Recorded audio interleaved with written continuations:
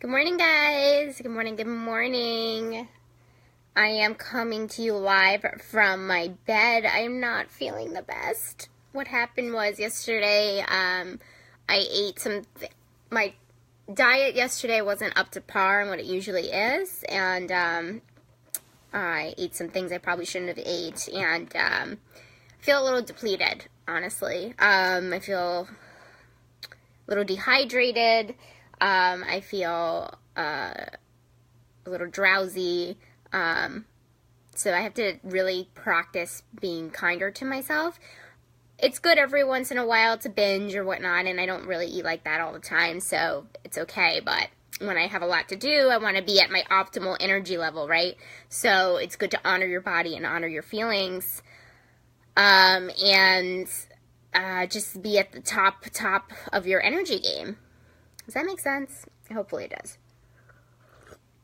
I probably shouldn't be drinking coffee, but I love coffee so much. I also have my club soda, so it's funny. My friend that's a health coach, she tells me not to drink this. This is club soda. I love club soda. If anybody knows me, they know I love club soda. They know I love flavored club soda. It's just so good, and I just can't deal with the taste of regular water. It's very strange. It just started happening in the last 2 years or so very weird. But I actually want to take a swig of this real quick. Yummy. Alright, thanks for joining, guys. Welcome. I am feeling a little under the weather, so sorry for the low energy, but I wanted to come on and say hi to you guys and talk about something that I mentioned yesterday. Happiness versus bliss. So let me go ahead and introduce myself first. My name is Justine Leslie. I'm a spiritual teacher, intuitive coach, empathic mentor, and supporter. I help people get spiritually connected. I help people empower their intuition. I help people help heal themselves, and that's through spiritual healing and different healing modalities, like angel card readings and crystal therapy. I do those things as well, so if you're interested.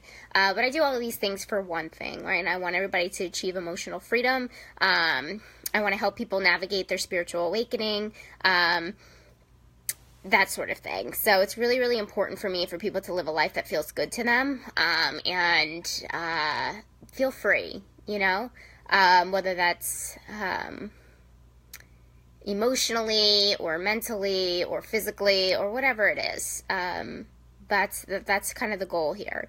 So anyway, let me go ahead and talk about, and by the way, I'm fixing my website and it should be done soon, so hopefully I'll be able to share that with you guys. So, I mean, it's on my Facebook. You can go on anytime and get a better idea of what I do, but I am fixing it up, so hopefully it'll be done by this weekend.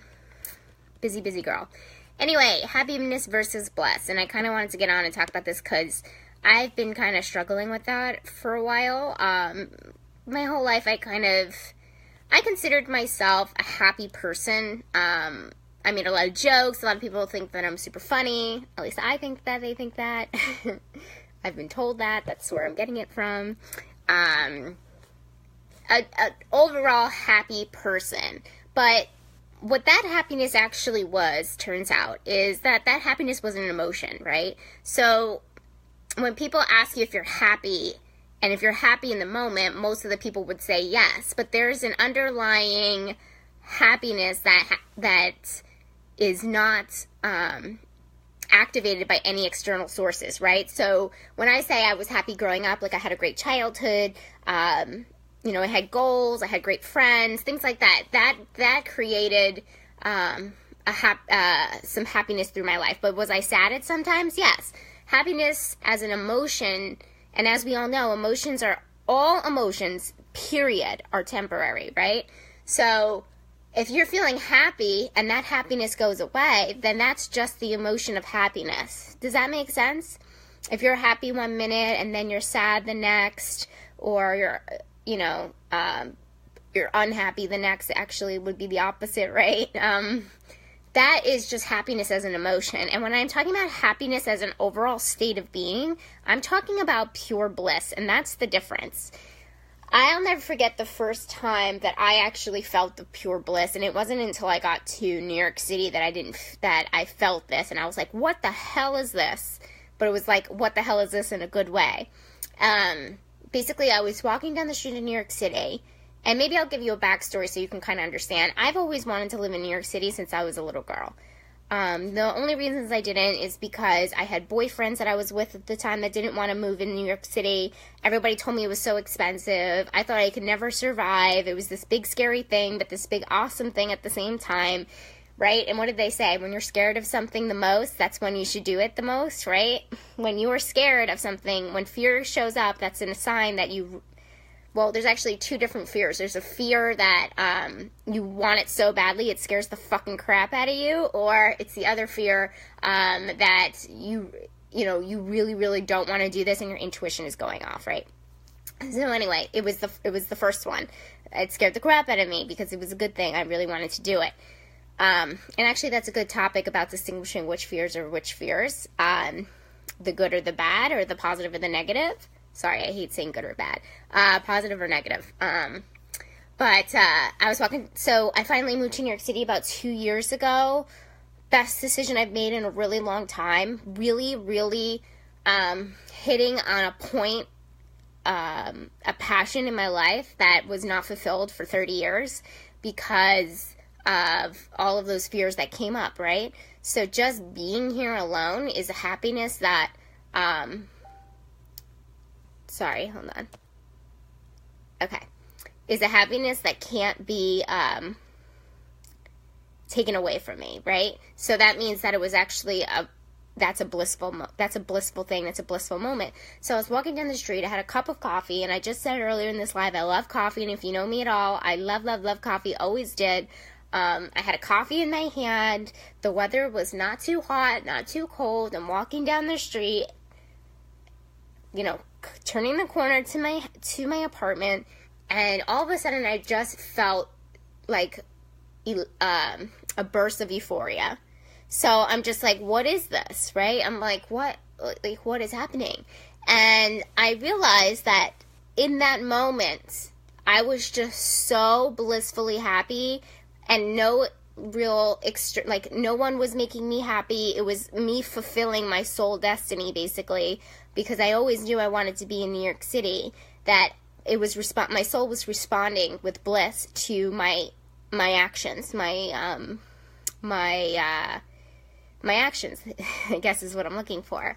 So in that moment, I was blissful, and nothing could take that away, because I knew I had worked on my inner self to make my inner self happy, and no external circumstances were giving me the happiness emotion, right? I wasn't in a relationship at the time. I think somebody just dumped me, to be honest with you. I didn't have the best body at the time. I'm a couple pounds heavier than I wanted to be. My relationship with my family wasn't top notch.